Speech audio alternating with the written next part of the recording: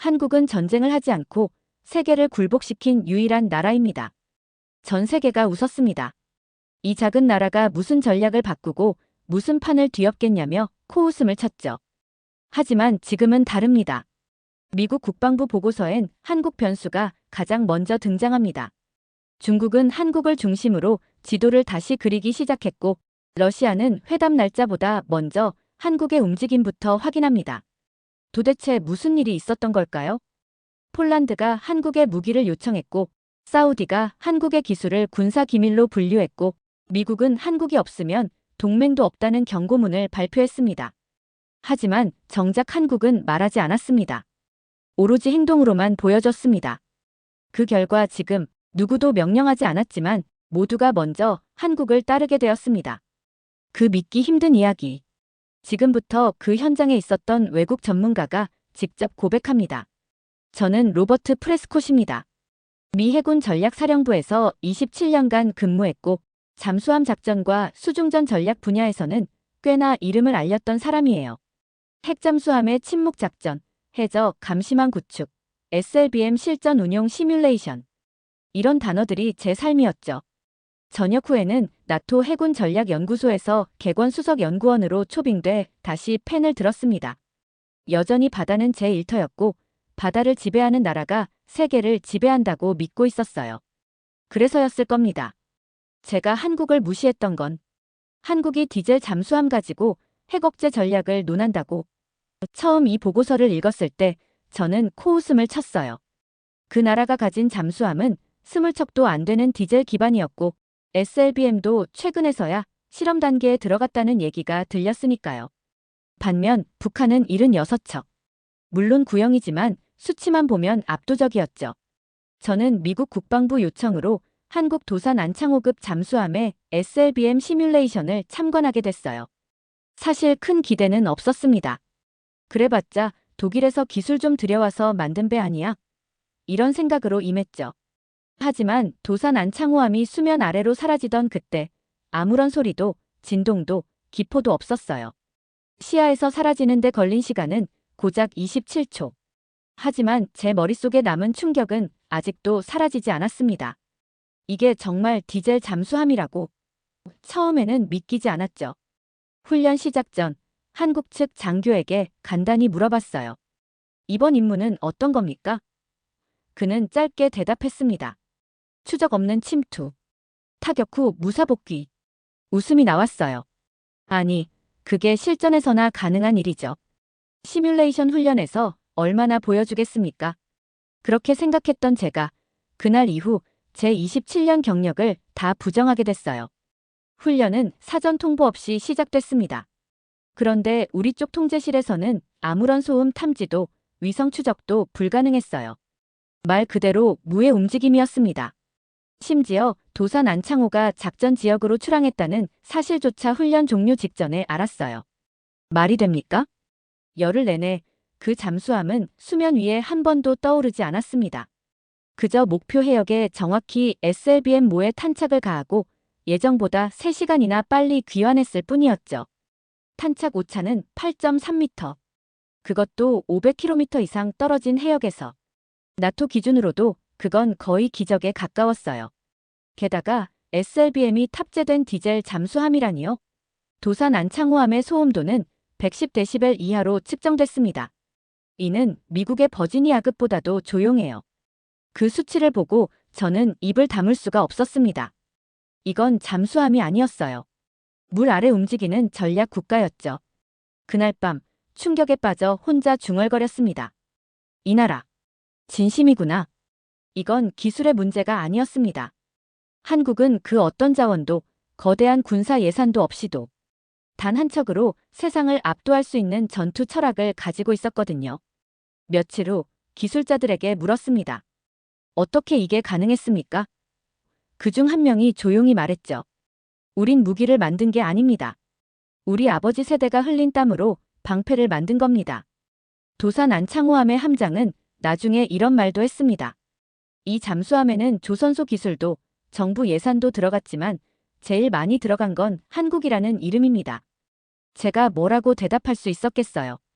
그저 고개를 끄덕였어요. 부끄러웠습니다. 너무 늦게 알아버린 것 같아서. 다음 날 북한의 잠수함 전력을 다시 꺼내 들었어요.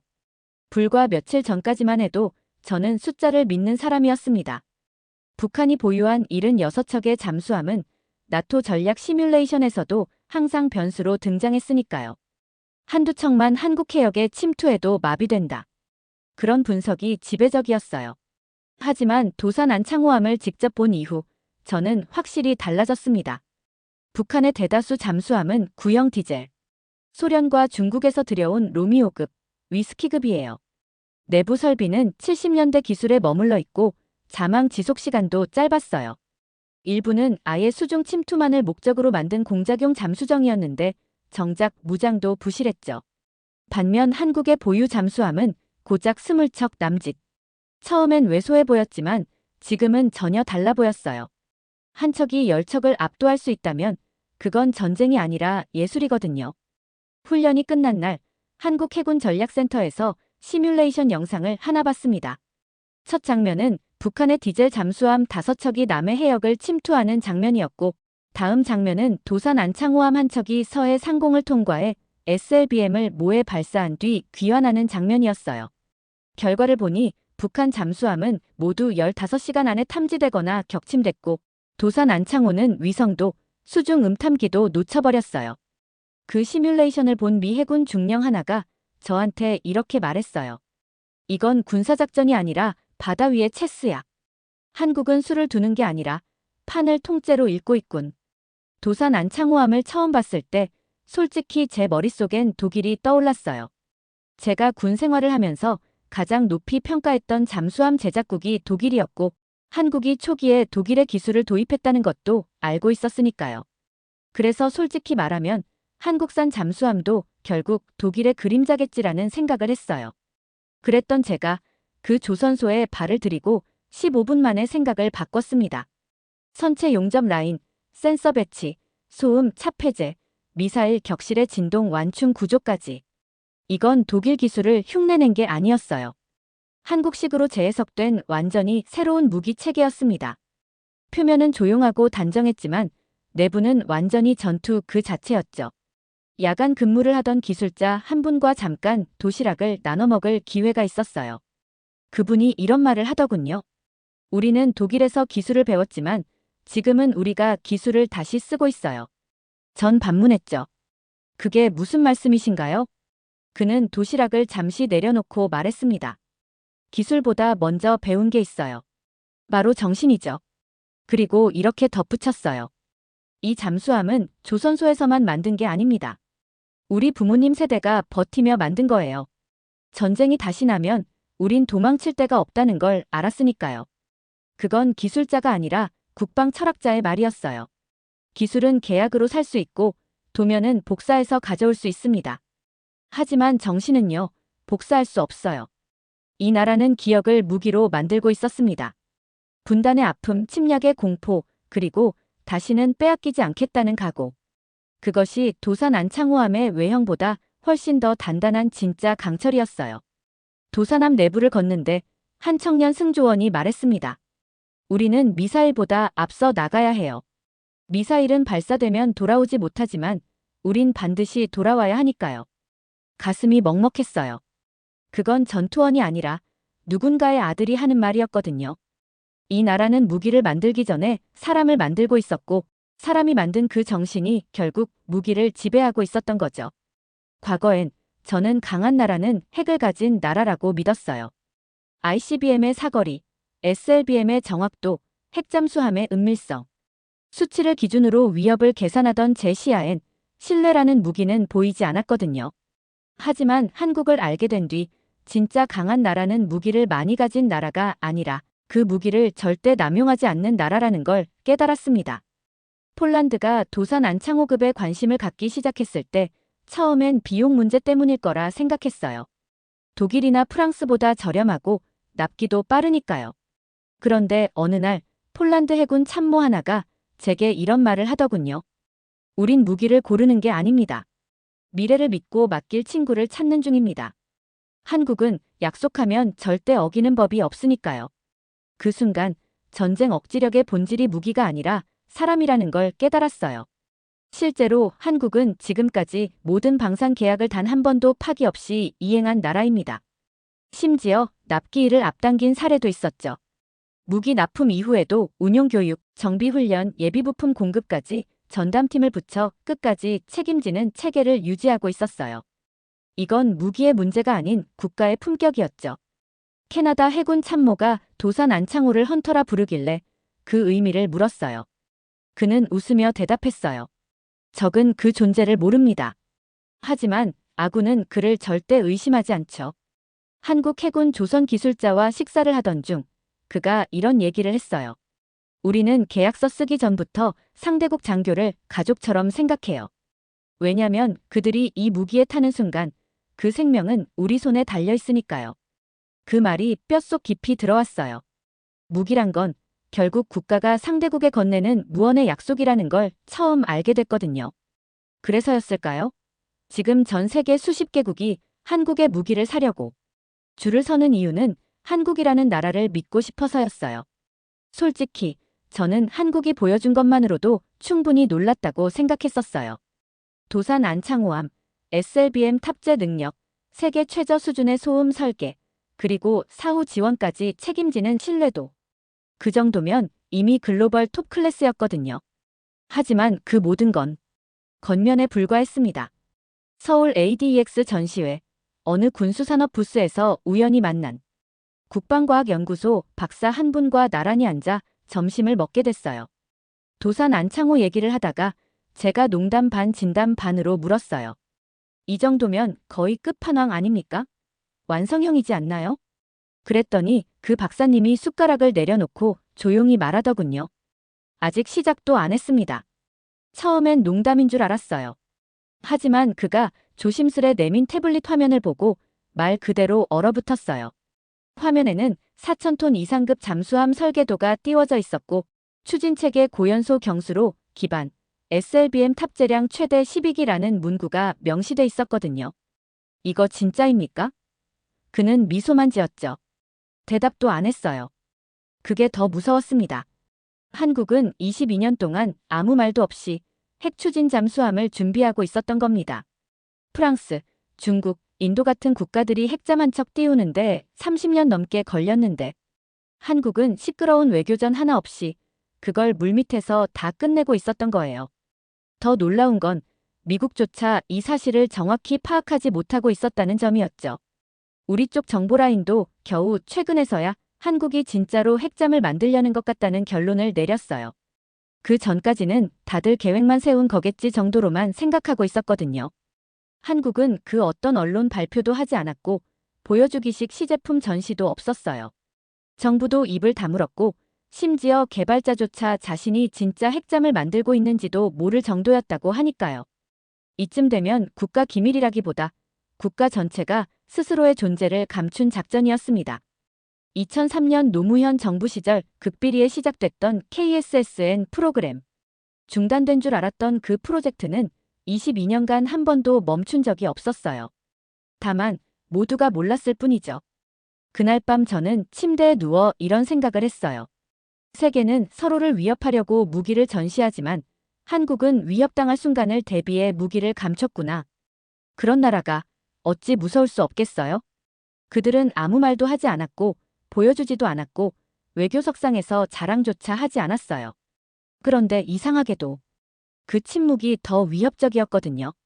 2021년 도산 안창호함의 진수식에서 SLBM 탑재가 공식화됐을 때 세계는 놀랐어요. 디젤 잠수함에 SLBM을. 이건 거의 불가능에 가까운 고난도 기술이었거든요. 그런데 한국은 그걸 그냥 해냈습니다. 미 해군 전략국 동료는 그때 말했죠. 얘네 뭘 또 숨기고 있을까? 저도 웃으며 넘겼지만 사실 같은 생각이었어요. 그 예감은 2023년 북한이 핵잠 건조를 선언하며 현실이 됩니다. 세계 언론은 말했어요. 이제 한국도 드디어 핵잠수함을 공식화하겠군. 하지만 한국은 아무 말도 하지 않았어요. 그 무반응이 더 무서웠습니다. 이건 계산된 침묵이었습니다. 비공식 루트로 확보된 정보에 따르면 한국은 이미 SMR 소형 모듈 원자로를 군용으로 전환한 실증 실험을 마친 상태였고 함정용 원자로 시제품 역시 독자적으로 개발해 상용 테스트 단계에 접어들었답니다. 전 세계가 핵을 떠들 때 한국은 아무 말 없이 핵보다 조용한 위협을 준비하고 있었던 거예요. 사람들은 핵이 무섭다고 하지만 진짜 무서운 건 핵무기조차 경계하게 만드는 침묵의 무기였어요. 가장 충격을 받았던 순간은 미국조차 한국이 어디까지 왔는지 몰랐다는 사실이었어요. SLBM을 실전 배치하고 SMR을 군용으로 전환하고 핵 추진 잠수함을 독자적으로 준비하고 있다는 것. 아무도 모른 채 그저 추정만 하고 있었죠. 미 해군 전략센터에서 수년간 수백 건의 무기 개발 보고서를 검토해왔지만 한국만큼 조용하게 동시에 강력하게 움직인 나라는 없었어요. 2024년 초 나토 고위 전략회의. 프랑스와 독일 대표가 묻습니다. 왜 미국은 한국의 핵잠 프로젝트를 묵인했습니까? 우리는 당황한 얼굴로 대답할 수밖에 없었어요. 그들은 공식 발표한 적도 협의 요청을 해온 적도 없습니다. 그건 진실이었어요. 하지만 그 순간 모두가 깨달았죠. 우리가 모르는 사이 한국은 이미 모든 준비를 끝냈다는 걸요. 핵을 만들지 않으면서 핵 이후를 설계한 나라. 그 무기는 탄두가 아니라 불가역적 신뢰와 기술이었습니다. 한국은 SLBM을 보복수단이 아닌 핵을 쓰지 않고도 핵을 무력화할 수 있는 정밀 억제 수단으로 바라봤어요. 정확도는 5m 이내. 목표는 도시가 아니라 핵시설. 전쟁을 일으키지 않고도 전쟁을 막는 전략이었거든요. 이 철학은 기술이 아니었어요. 한국의 방산 기술자는 말했습니다. 우린 전면전보다 1초 전을 막기 위해 무기를 설계합니다. 우리 국민이 공포를 느끼기 전에 그 공포를 끝내야죠. 그 철학 앞에서 미국조차 고개를 숙였어요. 우리는 위협의 균형을 맞추기 위해 핵을 만들었지만 한국은 위협 자체가 등장하지 않도록 설계하고 있었던 거예요. 그날 나토 회의실. 저는 발표를 이렇게 마무리했습니다. 우리는 아직도 핵의 시대를 살고 있지만 한국은 이미 그 다음 시대를 준비하고 있었습니다. 그리고 그들이 만든 도면은 누구보다 오래갈 설계였습니다. 회의장 전체가 조용해졌어요. 그 누구도 반박하지 않았습니다. 모두가 알고 있었거든요. 이 나라는 다음 전쟁이 아니라 다음 평화를 준비하고 있다는 걸. 도산 안창호함을 처음 봤을 땐 하나의 잠수함으로만 생각했어요. 강한 성능, SLBM 탑재, 정숙성, 디젤 기반의 혁신. 하지만 1년이 지난 지금 저는 그 잠수함이 무기가 아니었다는 걸 깨달았어요. 그건 한국이라는 나라의 성격 그 자체였거든요. 한국은 말이 없었어요. 자랑도 없었고 과시도 없었고 공개도 없었습니다. 하지만 움직일 땐 이미 모든 게 끝난 후였고 보여줄 땐 단 한 번의 판을 뒤집었어요. 2024년 말 나토 고위 전략 보고서 초안 회의에서 제가 적은 문장을 기억해요. 핵무기는 국가의 위협을 담지만 한국은 공포조차 계산된 설계로 무력화한 나라다. 그날 이후 저에겐 하나의 신념이 생겼어요.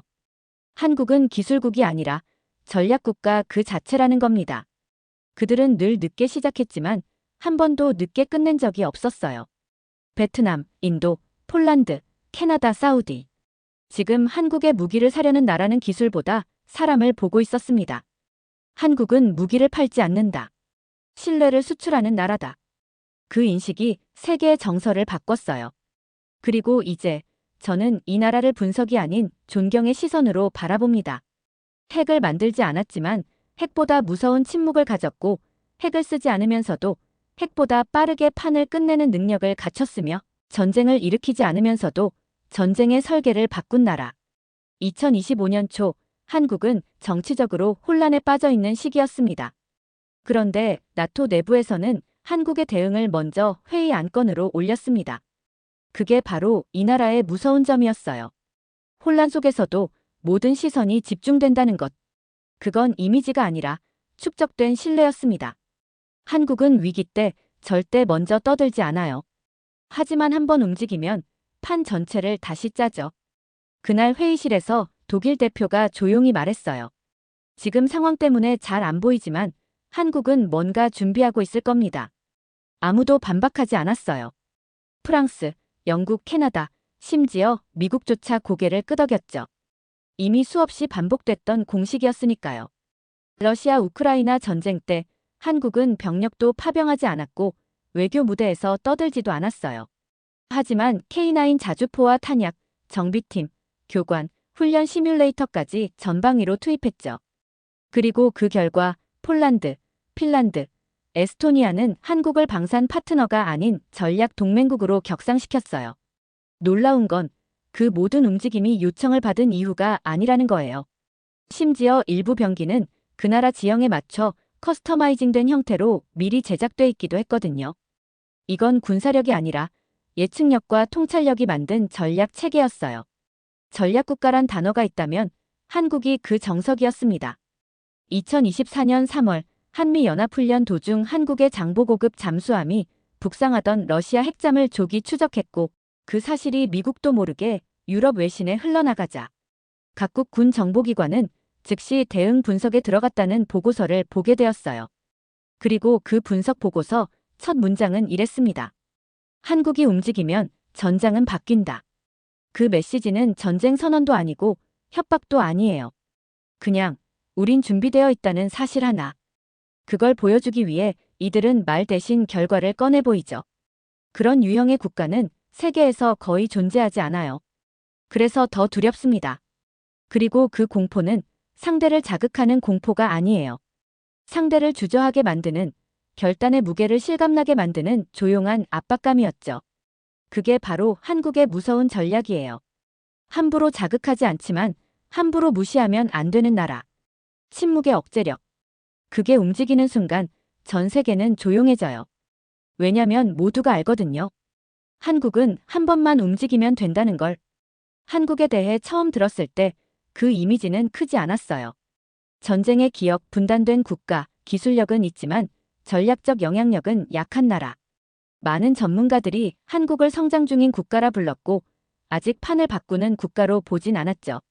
저 역시 그랬어요. 국방 전략 보고서에 한국은 부록에 가까운 위치였습니다. 정면에 놓이는 국가는 미국, 러시아, 중국, 프랑스와 영국이었으니까요. 그런데 지금 한국은 더 이상 조용하지 않아요. 아무 말도 하지 않지만 모두가 먼저 묻는 나라가 되었습니다. 한국은 이번 사태에 어떤 입장을 갖고 있습니까? 한국은 언제 움직입니까? 이 질문은 나토, UN, 심지어 G7 회의에서도 반복돼요. 왜냐하면 한국이 움직이는 순간 결과가 바뀐다는 걸 세계가 알게 됐기 때문이죠. K9 자주포로 무장한 폴란드의 동부방어선. 한국형 탄도 요격 체계가 채택된 중동 국가의 영공. 그리고 슬그머니 들어선 K방산 연구소의 위성기지. 전 세계 곳곳에 조용한 한국이 깔리기 시작했어요. 하지만 그 어떤 나라도 이 흐름을 두려워하지 않아요. 오히려 안도합니다. 왜냐하면 한국은 공격보다 억제를 위해 무기를 쓰는 나라라는 걸 모두가 아니까요. 전쟁보다 평화를 먼저 생각하고 침략보다 방어를 더 무겁게 여기는 태도. 그 태도가 기술과 만나면 무엇이 되는지 이제 세계는 그 해답을 한국에서 찾고 있는 중이에요. 그리고 이제야 진심으로 이 나라 앞에 경례할 수 있었습니다. 한국 해군기지에서 만난 한 장병이 제게 말했어요. 이젠 한국이 세계 바다를 지켜야 할 수도 있어요. 그 말에 제가 되물었죠. 그럴 준비가 됐습니까? 그는 주저없이 말했습니다. 그 준비는 태어날 때부터 시작된 겁니다. 그 순간 저는 입을 다물었고 전심으로 고개를 숙였어요. 세계는 한국을 무시했지만 결국엔 고개를 숙이게 됩니다. 왜냐면 이 나라는 단 한 번도 자신을 포기한 적이 없으니까요. 그리고 이제 그들이 세상을 지키려 하고 있습니다. 두 번째 사연 시작합니다. 말도 안 되는 일이 벌어졌습니다. 경제 수치를 들이대며 자만하던 서구 지성인이 한국인 한 사람 앞에서 말을 잃고 한국인 10명 앞에서 눈시울을 붉히고 한국이라는 존재 전체 앞에서 감히 평가할 수 없다는 걸 절감하게 되었다고 합니다. 그는 말합니다. 나는 사람을 본 줄 알았는데 국가 전체를 본 느낌이었다. 대체 무슨 사연인지 오늘 사연 바로 시작하겠습니다.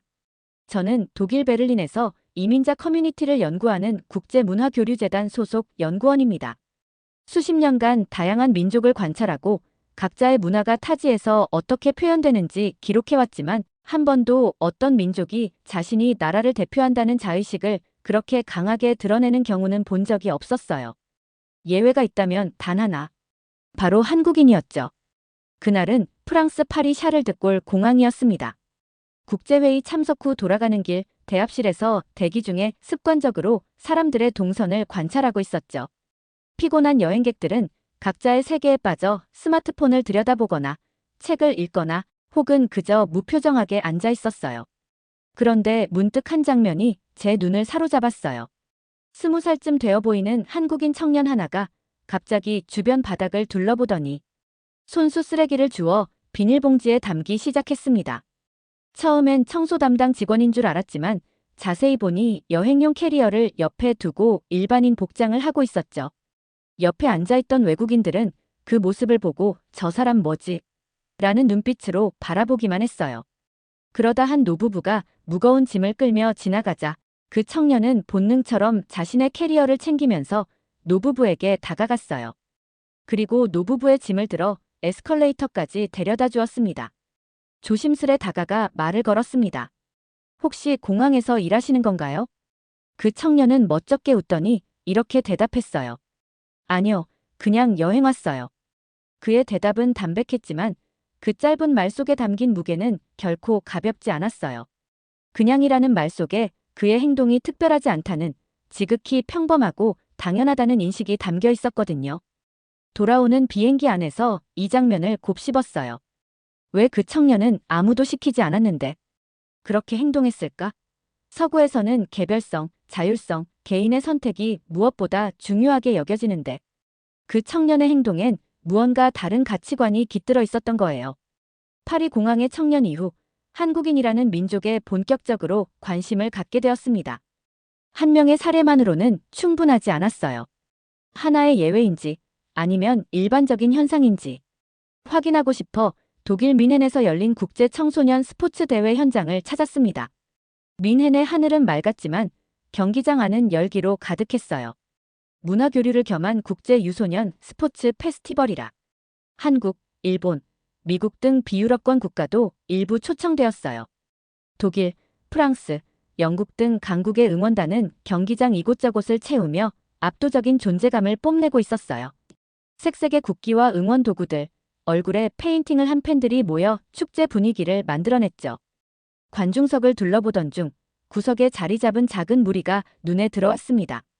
국기는 보이지 않았지만 붉은색 옷을 입은 사람들이었어요.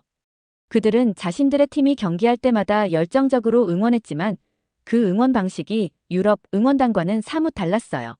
시끄러운 소음 대신 조직적인 박수와 함께하는 응원가, 승리했을 때도 과도한 세리머니 없이 서로를 끌어안고 기뻐하는 모습이 인상적이었죠. 그날 한국 대표팀은 조기 탈락했습니다. 한 경기를 남겨둔 상황에서 대부분의 관중은 실망한 듯 경기장을 빠져나가기 시작했어요. 저도 다른 국가의 응원 문화를 관찰하기 위해 자리를 옮길 준비를 하고 있었죠. 그런데 문득 시선을 돌리니 한국 응원단이 미동도 없이 자리를 지키고 있더군요. 10명 남짓의 한국인 가족들이었어요. 그들은 이미 자국팀의 탈락이 확정되었음에도 불구하고 마지막 경기까지 자리를 지키며 다른 나라 청소년들이 벌이는 경기에도 진심 어린 박수를 보내고 있었어요. 땀에 젖은 유니폼을 입은 선수들이 멋진 플레이를 펼칠 때마다 자리에서 일어나 환호하고 실수하는 선수들에게는 격려의 박수를 보내는 모습이 보였어요. 한국팀의 경기가 아님에도 불구하고 그들은 스포츠 자체를 즐기고 존중하고 있었죠. 견딜 수 없이 궁금해져서 경기가 끝난 후 그들 중 한 가족에게 다가가 물었어요. 이제 다 끝났는데 왜 아직도 남아 계세요? 한국팀은 이미 탈락했잖아요. 그들 중 나이가 지긋해 보이는 한 남성이 손자로 보이는 어린 아이의 어깨에 손을 얹으며 말했어요. 응원도, 예의도 마지막까지 지켜야 하니까요. 이 아이에게 스포츠 정신이 무엇인지 보여주고 싶었어요. 이 한마디가 저에게 얼마나 큰 울림을 주었는지 모릅니다. 그들은 패배한 국가의 국민이 아니었어요. 오히려 국기를 들고 있진 않아도 국기처럼 서 있는 사람들이었죠. 더 놀라운 것은 그들의 떠난 자리였어요. 사람들이 보통 경기장에 남기기 마련인 음료컵, 팝콘 봉지, 응원 도구의 흔적이 전혀 없었어요. 마치 아무도 앉지 않았던 것처럼 깨끗했죠. 옆에 앉았던 외국인 가족이 그들을 바라보며 다른 가족들에게 한국인은 다 저런가요? 라고 물을 정도로 인상적이었어요. 사실 대부분의 민족은 스포츠 경기에서 감정적으로 반응하고 그 감정에 휩쓸려요. 자국팀이 지면 떠나버리고 이기면 흥분해서 때로는 과도한 축하로 소란을 피우죠. 하지만 그들은 달랐어요. 졌지만 무너지지 않았고 패배했지만 존엄을 지켰던 거예요. 승패보다 더 중요한 가치가 있다는 걸 행동으로 보여주고 있었어요. 그날 국기를 들지 않고도 국가를 보여줄 수 있다는 사실을 처음으로 깨달았습니다. 정치도 아니고 외교도 아닌 그저 시민 개개인의 행동이 국격을 결정짓는다는 걸 말이죠. 미넨에서의 경험은 저에게 더 깊은 질문을 던졌어요. 그렇게까지 국가를 생각하게 만드는 힘은 대체 어디서 비롯되는 걸까? 특히나 외국에서 자란 한국계 청년들은 어떤 정체성을 갖고 있을까? 이 의문을 품고 파리 15구 한인 밀집 지역으로 향했어요. 에펠탑이나 개선문과는 거리가 먼 파리의 외곽에 위치한 이곳은 수십 년 전부터 한국계 이민자들이 터를 잡아 작은 한국 상권을 형성해온 곳이었어요. 거리에는 한글 간판이 곳곳에 보였고 김치와 불고기 향이 바게트 향과 섞여 독특한 분위기를 자아내고 있었죠. 현지 한인회의 소개로 희망의 손길이라는 청년 봉사단체를 알게 됐어요. 20대 초반으로 보이는 청년들이 모인 이 단체는 매주 토요일마다 독거노인들에게 도시락을 배달하는 봉사활동을 하고 있었어요. 그들의 활동을 취재하기 위해 어느 토요일 아침 그들과 함께 하기로 했죠. 모임 장소에 도착했을 때 10명 남짓한 청년들이 분주히 도시락을 포장하고 있었어요. 그들의 손놀림은 빨랐지만 조심스러웠고 웃으며 서로 농담을 주고받는 모습이 인상적이었어요. 장소는 좁은 지하실이었지만 그곳에는 활기가 넘쳤죠. 프랑스에서 태어났어요. 한국말은 부모님과 할 때만 써요. 첫 만남에서 한 청년이 말했어요. 그의 이름은 태연이었는데 프랑스식으로 태오라고 불린다고 했죠. 태오의 프랑스어 억양은 완벽했고 한국어는 약간 어색했어요. 하지만 그가 도시락을 포장하는 솜씨는 놀라울 정도로 능숙했어요. 도시락 싸는 법은 할머니께서 가르쳐 주셨어요. 그날은 유독 비가 많이 왔어요. 파리의 가을비는 차갑고 지속적이어서 우산을 써도 금세 옷이 젖을 정도였죠. 하지만 청년들은 날씨를 개의치 않는 듯 했어요. 우산을 쓰기도 전에 이미 도시락 가방을 들고 나가는 모습이 보였습니다. 태오가 말했어요. 비 맞아도 괜찮아요. 어르신들 기다리시잖아요. 제가 할 일인데 당연히 끝까지 해야죠. 그 말을 듣는 순간 말을 잇지 못했어요. 비에 젖은 그의 얼굴에서 의무감이 아닌 기쁨이 느껴졌거든요. 이것은 억지로 하는 일이 아니라 진심으로 원해서 하는 일이었죠. 나중에 알게 된 사실이지만 태오는 중학생이 된 이후로 한국에 가본 적은 단 3번뿐이라고 했죠. 명절 때 할머니 집에 갔던 기억이 어렴풋할 뿐이라면서요. 공식적으로는 프랑스 국적을 가진 프랑스인인데도 그는 자신을 소개할 때 한국 사람입니다라고 단정 지었어요. 왜 그렇게 생각해요? 물었더니 그의 대답은 의외로 명쾌했어요. 한국인은 원래 책임감이 강해요. 부모님께 그렇게 배웠어요.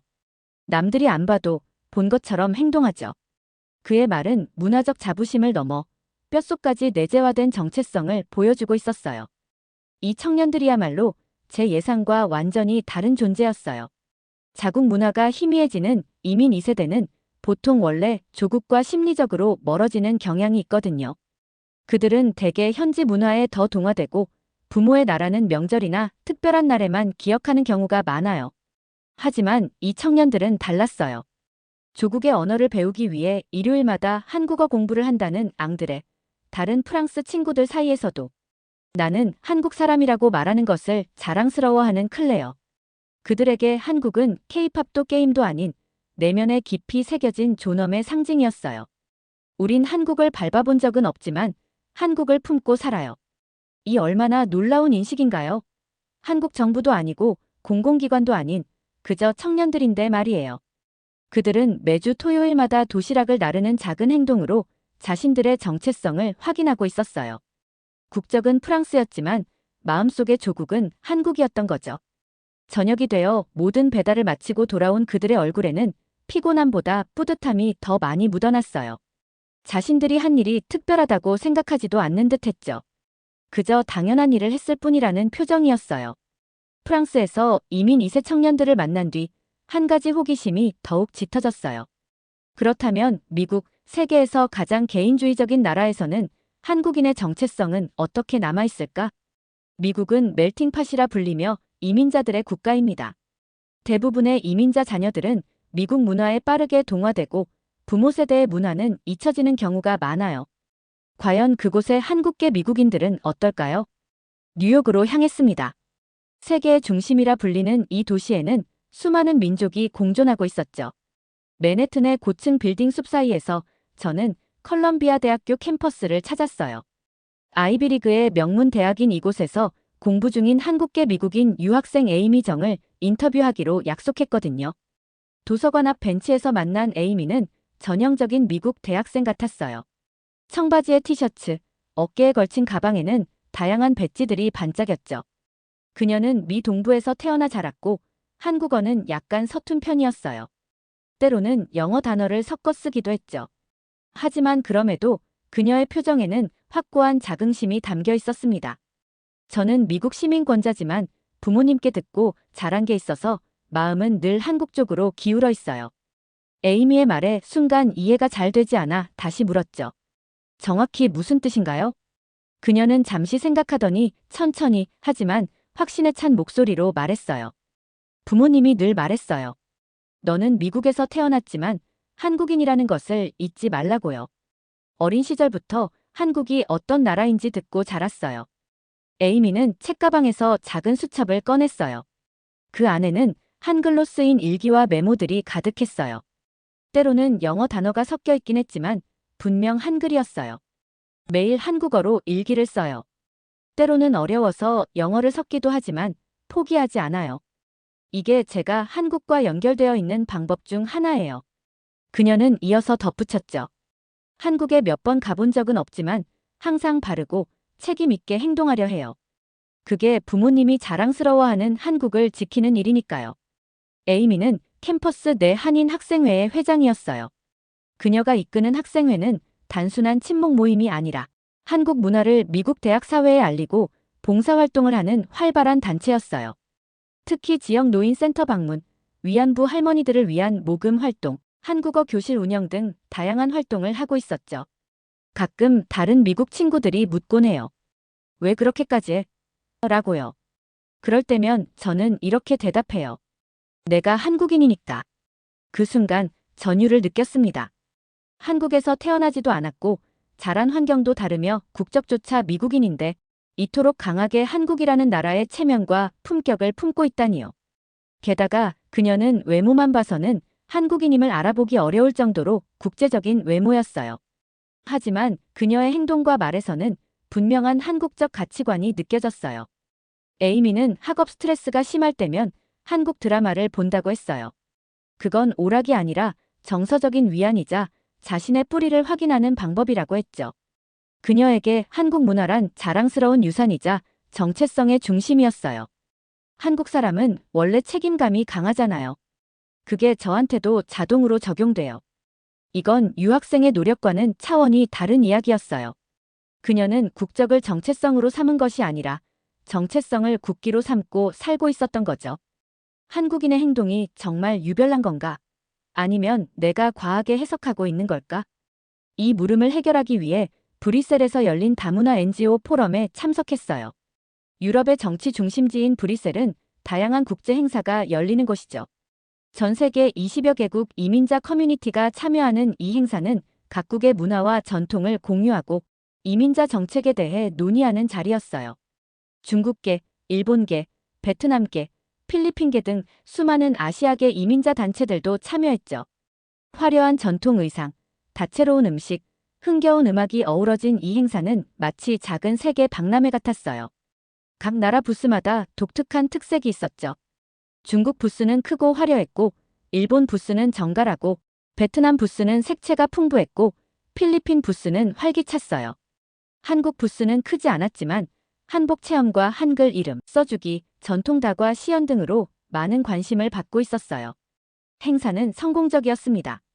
국제 교류 발표, 음식 축제, 문화 공연까지 온종일 분주했지만 모두 즐겁게 참여했어요. 오후 6시 공식 일정이 모두 끝나고 사회자의 폐회 선언이 있었죠.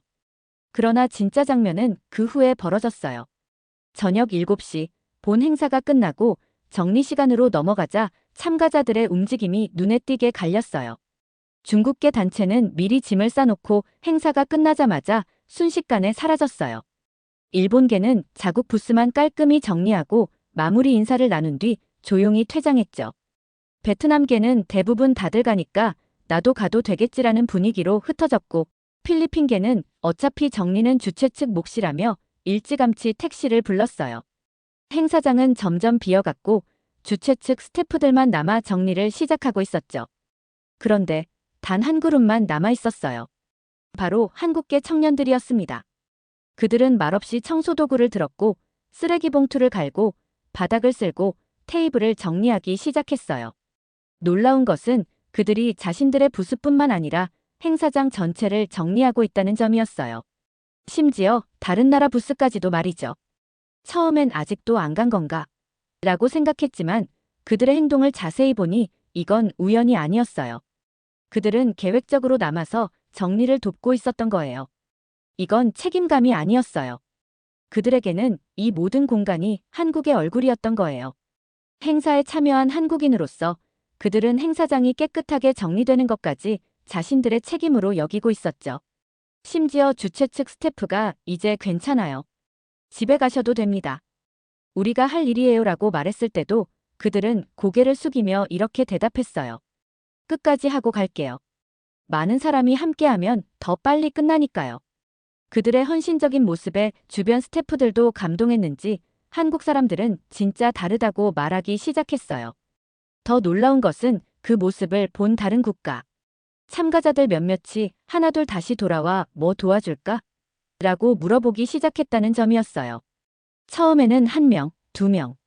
점점 늘어나 결국 10여 명의 다양한 국적의 사람들이 함께 정리를 시작했어요. 그 일이 가능한 이유는 단 하나였어요. 한국인이 먼저 시작했기 때문이죠. 그들의 조용한 손길, 표현 없는 행동 하나하나가 타민족의 태도를 바꾸고 있었습니다. 정리하던 청년 중 한 명이 휴지통을 비우다 저와 눈이 마주쳤어요. 호기심 어린 제 시선을 알아챘는지 그는 수줍게 웃으며 말했어요. 우리가 안 하면 누가 하겠어요? 그들은 자신들의 행동이 단지 그날의 행사뿐 아니라 앞으로의 한국 이미지에도 영향을 미친다는 것을 알고 있었던 거예요. 그들은 조용히 정리했지만 그 조용함이 행사 전체를 뒤흔들었습니다. 정리가 끝나고 모두가 함께 차를 마시며 대화를 나누었어요. 서로 다른 문화권의 사람들이 청소라는 공통의 경험을 통해 친구가 되어 있었어요. 작은 행동이 만든 큰 변화였죠. 그리고 그 변화의 시작은 묵묵히 쓰레기를 줍기 시작한 한국 청년들이었어요. 더 이상 보고서나 수치가 아닌 살아있는 한국인을 그들의 땅에서 관찰하고 싶어졌습니다. 진짜 그 민족은 그 나라에서 어떻게 살고 있을까? 해외에서처럼 친절하고 질서정연할까? 아니면 그건 외국에 나왔을 때만 잠시 작동하는 일종의 외교 전략일까? 이 질문을 품고 마침내 한국 땅을 밟게 되었어요. 인천공항에 도착한 순간부터 뭔가 다른 느낌이 들었어요. 첫 인상부터 달랐죠. 공항은 밝고 깨끗했으며 직원들은 미소를 지으며 친절했어요. 입국 심사대 앞에 수십 명이 줄을 서 있었지만 그 어떤 언성도 높아지지 않고 새치기도 없었죠.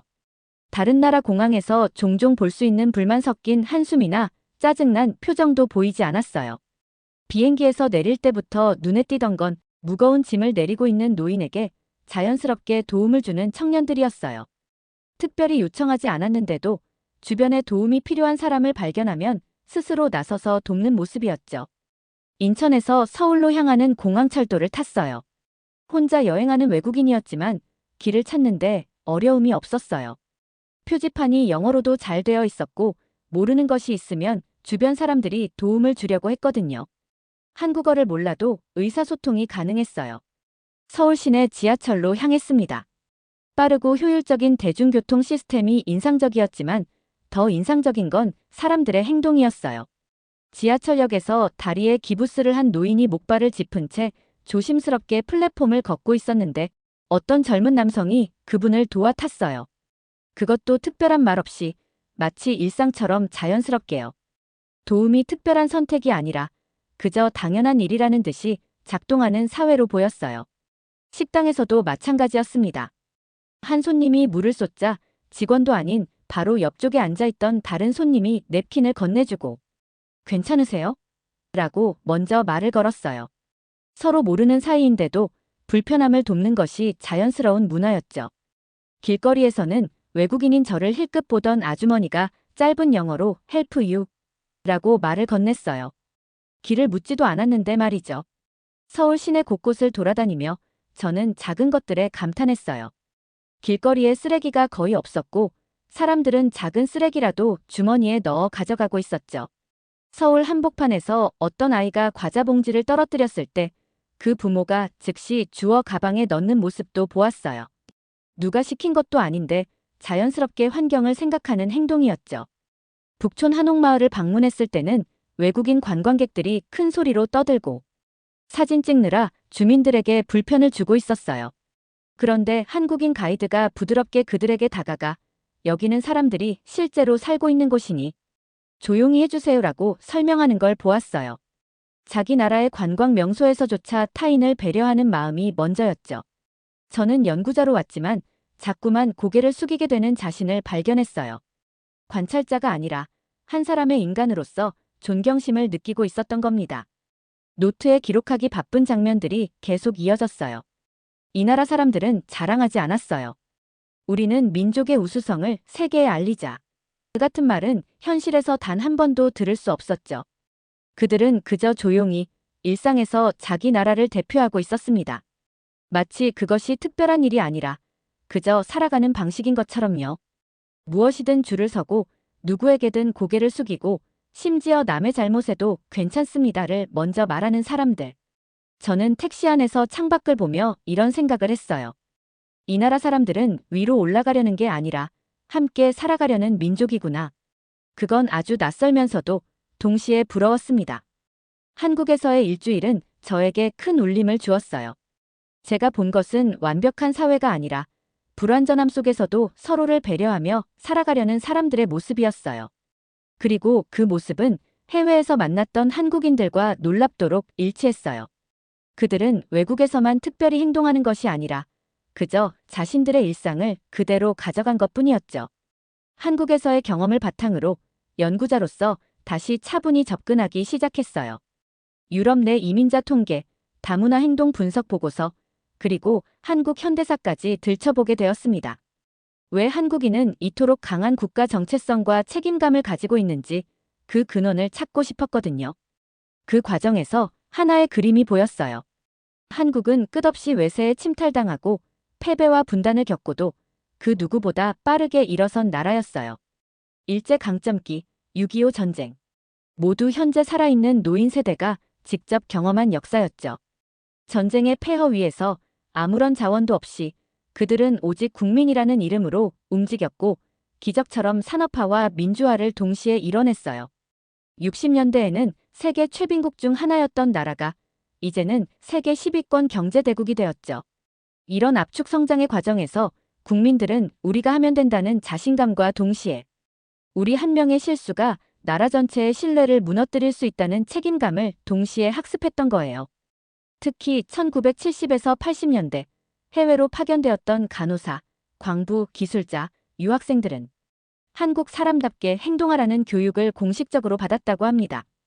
그 시절 한국은 세계 무대에 갓발을 들인 신생국이었고 국가의 이미지는 곧 생존과 직결된 문제였어요. 그들에게 한국은 국적이 아니라 내 행동이 바로 국격이다라는 사명이었죠. 이것은 민족주의가 아니었어요. 이건 생존의 기억이 만든 민족적 DNA였던 거예요. 역사 속에서 한국인들이 경험한 고난과 극복의 이야기는 젊은 세대에게도 전해졌어요. 빠른 발전을 이룩한 한국의 성공 스토리는 해외에 사는 한국인들의 자부심이 되었고 그 자부심은 다시 책임감으로 이어졌죠.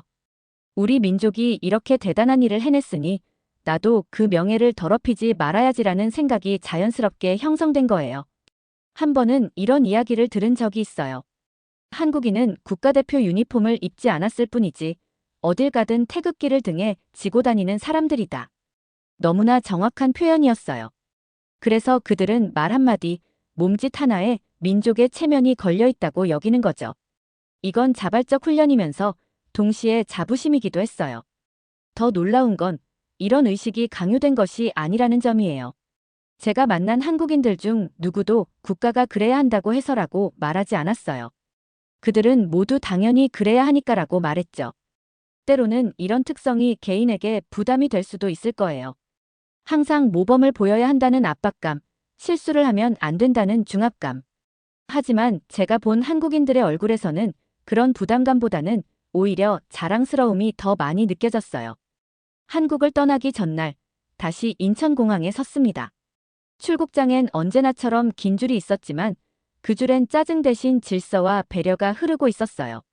줄을 서는 와중에도 뒤에 칭얼거리는 아이를 안고 있는 여성에게 자리를 양보하는 남성, 외국인에게 미소 지으며 도와주는 청년, 그리고 아무도 보지 않는데도 마스크를 바르게 고쳐 쓰는 사람들. 이 사람들은 대체 왜 이렇게까지 행동하는 걸까? 다시 한번 스스로에게 질문을 던졌고 이번엔 선명하게 답할 수 있었어요. 그들은 나라를 등에 지고 있기 때문입니다. 한국인은 태극기를 달지 않아도 자신이 바로 태극기라는 인식을 가지고 살아갑니다. 외국에 나가면 외교관이 아니라도 외교관처럼 행동하는 사람들. 복잡한 규범이나 명령 없이도 자연스럽게 공동체의 품격을 유지하는 민족. 저는 다시 독일로 돌아가야 했습니다. 보고서를 써야 하고 발표도 준비해야 했어요. 하지만 솔직히 말해 더 이상의 분석이 무슨 의미가 있을까요? 저는 이미 알게 되었어요. 수치로는 설명할 수 없는, 데이터로는 담을 수 없는 그 무언가를. 한국은 세계에서 가장 강한 나라 중 하나라고 생각합니다. 경제나 군사력 때문이 아니에요. 바로 그 국민이 어디에 있든 국가를 대표한다는 자부심으로 살아가는 전 세계 유일한 민족이기 때문입니다. 그리고 저는 이제 믿어요. 그들이 있는 곳마다 한국이라는 나라도 함께 존재하고 있다는 것을. 탑승구로 향하며 마지막으로 뒤를 돌아봤어요. 멀리서 어떤 어르신이 짐을 들기 힘들어하시자 한 남성이 그것을 대신 들어드리고 있었어요. 그 장면은 너무나도 익숙하고 너무나도 한국스러웠습니다. 그 순간 깨달았어요. 나는 단지 한국인을 본 줄 알았는데 국가 전체를 본 느낌이었다. 세계 여러 나라를 다니며 수많은 민족의 행동 패턴을 연구해왔지만 한국인처럼 무언의 약속으로 국가 정체성을 체화한 민족은 본 적이 없었어요. 이제 저는 주변 동료들에게 자신 있게 말할 수 있습니다. 한국이라는 나라는 지도상의 위치가 아니라 그 사람들이 가는 곳마다 함께 움직이는 정신이라고요. 저의 보고서는 분명 학술적 가치를 인정받을 겁니다. 하지만 그보다 더 중요한 건 제가 직접 느낀 감동이에요. 한 국가가 국민의 품격으로 존재한다는 것, 국경을 넘어 정체성을 유지한다는 것의 진정한 의미를 한국인들이 가르쳐 주었습니다. 연구를 마무리하며 한 가지 확신이 들었어요. 앞으로도 세계 어딘가에서 누군가 쓰레기를 줍고 노인을 돕고 끝까지 남아 정리하는 사람을 본다면 그가 한국인일 확률이 높을 거라는 것을요. 그리고 그런 작은 행동들이 모여 세계 속에 한국이라는 나라의 진정한 모습을 그려내고 있다는 것도 말이죠. 오늘 사연이 재미있으셨다면 구독과 좋아요, 알림 설정까지 부탁드립니다. 더 재미있는 사연으로 돌아오겠습니다. 이상 감동탐험이었습니다.